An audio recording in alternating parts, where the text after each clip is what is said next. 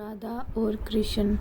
सतयुग और त्रेता युग बीतने के बाद जब द्वापर युग आया तो पृथ्वी पर झूठ, अन्याय, असत्य, अनाचार और अत्याचार होने लगे। फिर प्रतिदिन उनकी अधिकता में वृद्धि होती चली गई। अधर्म के भार से पृथ्वी दुखित हो उठी।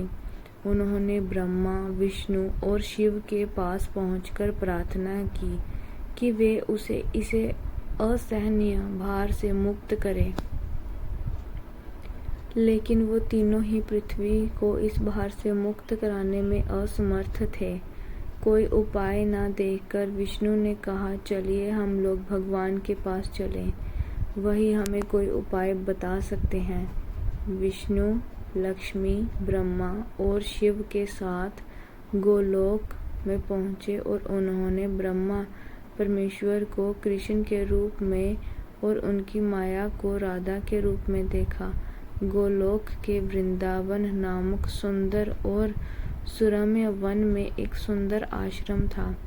उसके निकट एक नदी बह रही थी। विष्णु ने परब्रह्म परमेश्वर को पृथ्वी के दुख की गाथा सुनाई और उन्होंने कहा, मैं पृथ्वी के दुख से परिचित हूँ। पृथ्वी को भार मुक्त करने के लिए शीघ्र ही मैं ब्रज में कृष्ण के रूप में अवतार लेने वाला हूँ। मैं वासुदेव की पत्नी देवकी के गर्भ से जन्म लूँगा, क्योंकि मैं अपनी माया से और मेरी माया मुझसे पृथक नहीं रह सकती।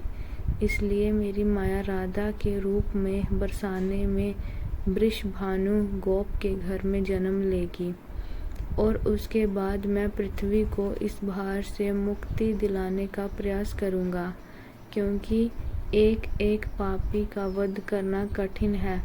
इसलिए मैं ऐसा उपाय करूँगा कि संसार के समस्त पापी स्वयं ही लड़ भिड़कर पृथ्वी को भारहीन बना दें।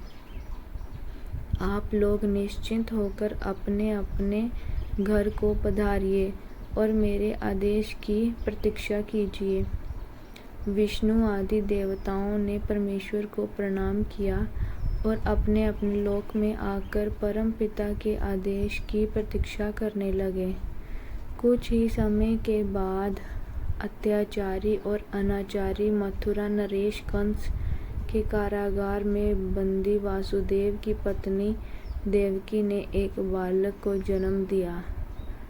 बालक के रूप में जन्म लेने से पूर्व ही भगवान ने उन्हें अपनी योजना बताते हुए आदेश दिया था कि वासुदेव जी उन्हें गोकुल में नंद गोप की पत्नी यशोदा के पास छोड़ आएं और उसी समय उनके गर्भ से जन्म लेने वाली कन्या को लाकर कंस के हवाले कर दे।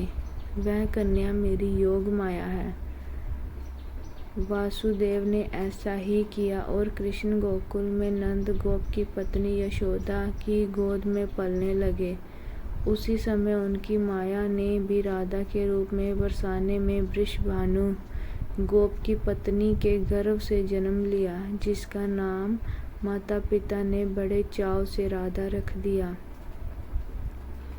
दो अलग अलग गांवों में रहते हुए भी राधा और कृष्ण बचपन से ही एक दूसरे को चाहने लगे थे।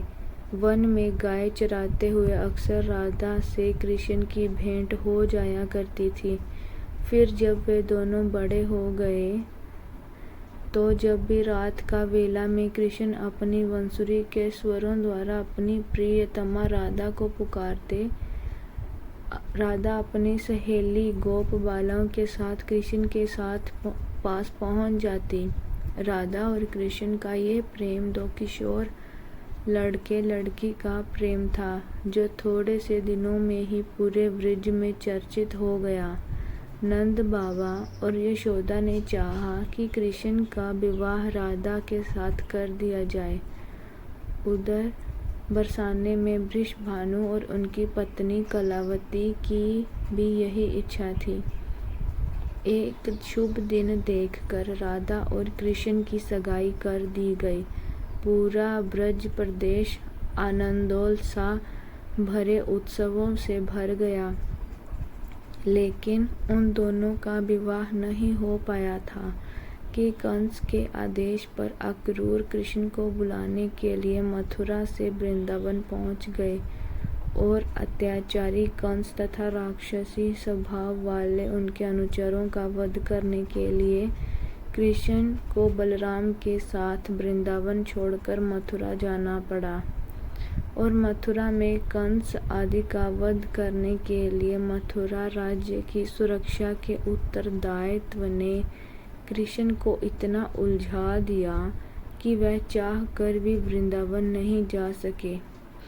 अपने जामाता कंस के वध का बदला लेने के लिए उनके ससुर जरासंध ने अपनी विशाल सेना के साथ मथुरा को घेर लिया, लेकिन कृष्ण और बलराम ने अपने पराक्रम से जरासंध और उसकी विशाल सेना को पीठ दिखाकर भगाने पर विवश कर दिया।